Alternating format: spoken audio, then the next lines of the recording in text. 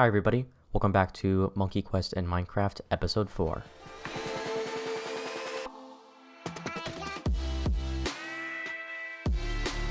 Alright, it's good to be back. We have a lot of changes to cover. So first of all, I always recommend checking the first 3 videos before you watch Episode 4, which is this episode, so you understand what's going on, and everything I've already covered will be in those episodes. So, this is probably the biggest change ever. We are now on Alpha 3.0. And again, I'm going to be trying to go a little bit faster this time because we have a lot to cover. So, first thing first, as you can see, the user interface looks a lot different, which we'll be talking about in a second. But I need to talk about something even more important right now. Monkey Quest in Minecraft has gone through a huge migration over the past few months.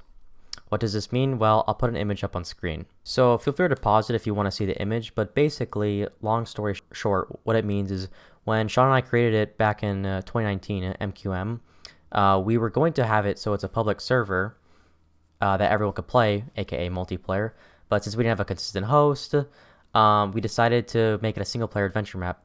But now that we have a new, more stable host, which is Necro, on board, we wanted to bring this idea back and convert MQM from being a downloadable map, what it currently is, to being a full multiplayer experience. So we went through a lot of work converting our systems to multiplayer, and I have the full list of features you can expect immediately, which you can see on screen. But basically, we took all the locations which used to be in one world, MQM official, and we separated it so that every location has its own world, which makes multiplayer possible and doesn't mess up all our redstone. So yeah, really cool. This took a lot of work, especially by me. Actually, probably all by me, but yeah, I think it turned out really well. And with this, we were able to add tons of plugins and lots of awesome fun stuff. But what makes it nice is instead of the original idea of having to download a resource pack and install all the texture packs and all that, all you gotta do is join the server IP, and then it auto installs everything for you, and then you can come and go as you please. So, really nice. Well, we don't have an exact release date yet. We estimate that MQM will have its first public beta release around January 2022. So in just a few months, depending on how much we do this December, we think we'll be ready since there's enough is done. Like, the whole game and stuff won't be ready, but certain parts of it will be accessed and available. So yeah, just make sure to keep up with our Discord server for full updates. So again, as I said, we have so much to cover, so I'm going to go quickly. The first thing that we added is a user interface. So as you can see now on the scoreboard, we have Monkey Quest in Minecraft. It shows your name, your rank, your tribe, which I'll get to later, the location where you're in, your coordinates, and the game and MC version. Very helpful stuff. It'll stay on screen the whole time unless you're doing an event. Next up is we have the tab, Monkey Quest in Minecraft, welcome your name. Shows your ping, TPS, helpful information like that, our Discord, players, and again, you can see your name on tab. Awesome stuff. And then we still have the original stuff such as the health experience and bananas, which will be implemented later on. So when you first start up MQM, you will have a no tribe, and it'll be grayed out, and as you can see in chat, it'll look pretty ugly. But once you complete the tutorial, you will automatically be asked what tribe you want to be in, and then you can choose any of the 5 tribes, which are Ice Raiders, Mech Tech, Udu Mystics, Sea Dragons, and Chimfu. And I'll show quickly what they all look like right now. There we can see Chimfu. That's what it looks like. This is what Mech Tech looks like. This is what Udu Mystics looks like, one of my favorites, the nice green.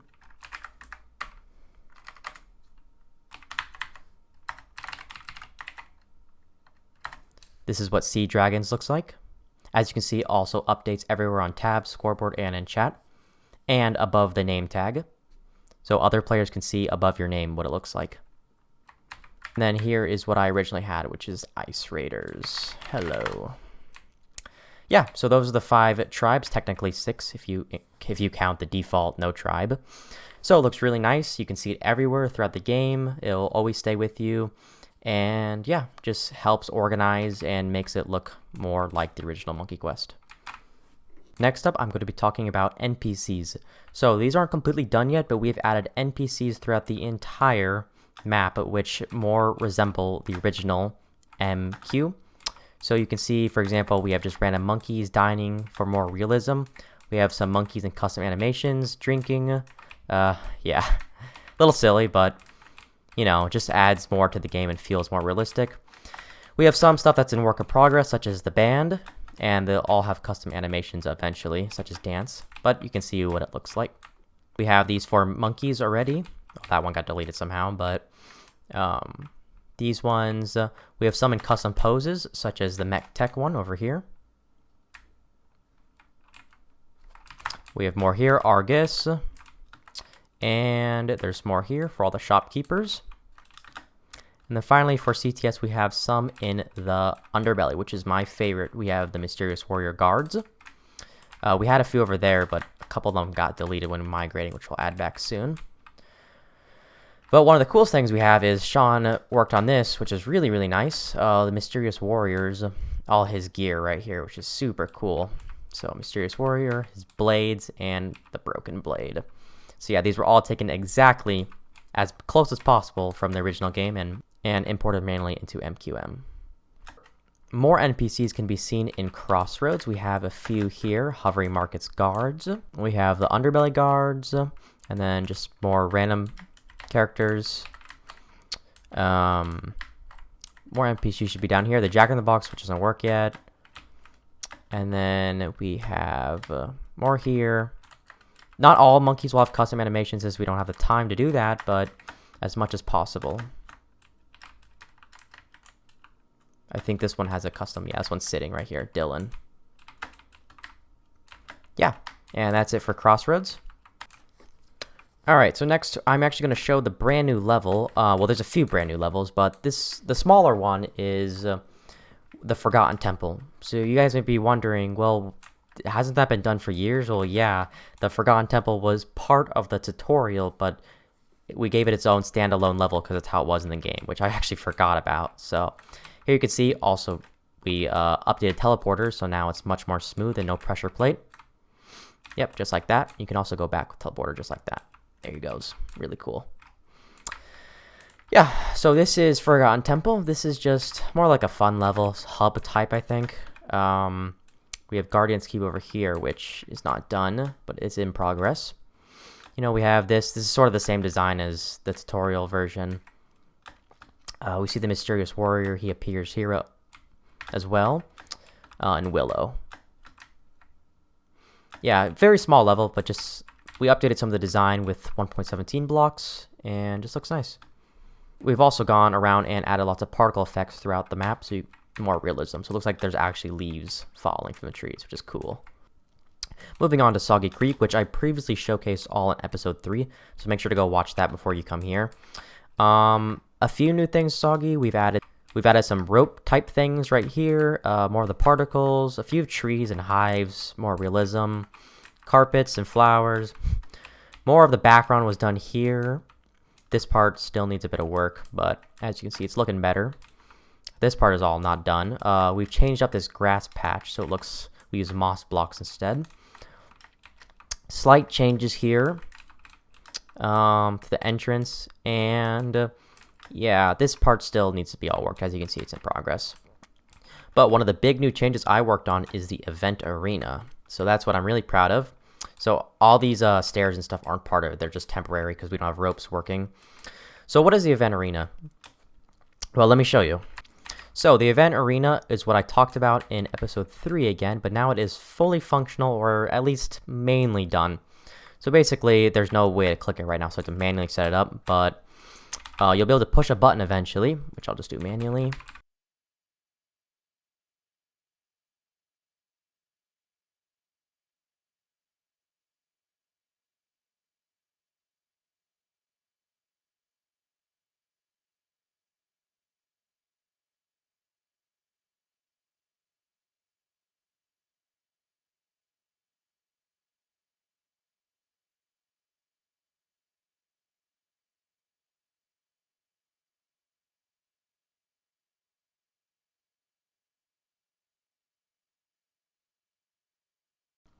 But yeah, that's basically the event arena. You'll spawn in with a nice animation, cutscene, I mean, and you'll kill the 3 shulkers, and then they'll spawn some mobs as well to kill off.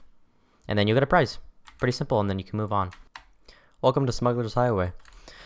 So here is Smugglers Highway. It looks really, really nice so far. So here we have the ship. We have some of the maps, such as the Ice Raiders and Sea Dragons. A big chunk of Smugglers Highway is still in development, but as you can see, we are working on it. So the right side, we have the snowy area, which is the, which I'll get to in a second. So there's no mountains, but a lot of the outline is done. See a bunch of snow, bridge. And then we come up here, which eventually there will be ropes to easily connect. We have this big bridge right here, and then there's the guy who used to be here. I forgot his name, but just for now, he's a polar bear. And then, yeah, this will take you over to Iron Mountain Highway. So everything is outlined the exact way that the real Monkey Quest is, so it shouldn't be any different than the actual game. It should be almost exact. I would say probably like 95% similar. Moving on to the left side, we have the Sea Dragons-ish area by Smugglers. We have these squids that make noises when you jump on them. Yeah, so like that, you can use that to easily get around. We have a cool monkey there looking out at the players, which is really cool. We have nice small sections here. You can see the Sea Dragons flag again. And yeah, this part is a little bit bland right now, but it's still being built, so that's why. Eventually, you'll be given speed for these bridges, so it's not super slow. With the squid again, and then you can see we have the Pelican Bill NPC. Come over here. This is where you connect to Razor Bay. And then over here is the final section for Smugglers Highway. A little bit more of this jump again. Up here. And then you can see you'll have to swim over here manually. Might make a way to do it faster though, since it's a little bit annoying and tedious. But then you can get to Fire Canyon Highway. And yeah, so that is Smugglers Highway. A lot of the backgrounds and mountains for Smuggler Highway is not complete yet, but once we do, it'll look much better, similar to how Crossroads was just an outline at first, and then we add in all the detail. But I think it's a pretty good start. So I have something very exciting to show everybody, and that is we added all the Monkey Quest music into the game. So let's give it a listen.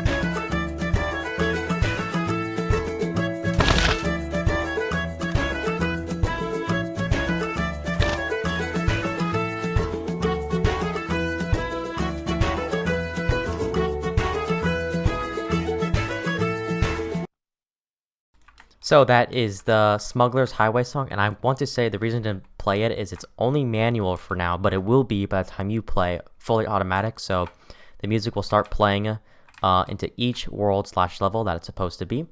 So for example, this is the one that goes into the Sea Dragons area, so for Smugglers Highway. Yeah, so that's just some we have the full soundtrack, but that's just the ones I got time for since there's just too much.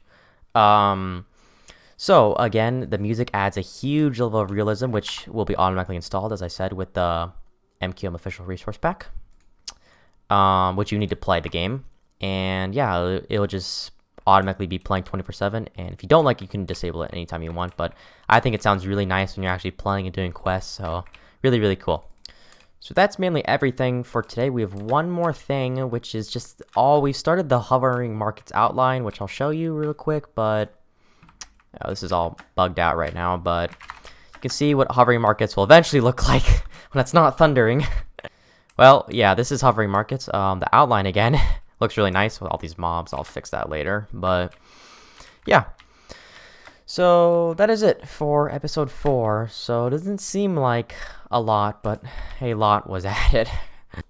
So again, as I said earlier, the estimated release date is about January 2022 for the first beta, but just make sure to join our Discord server to keep up with updates.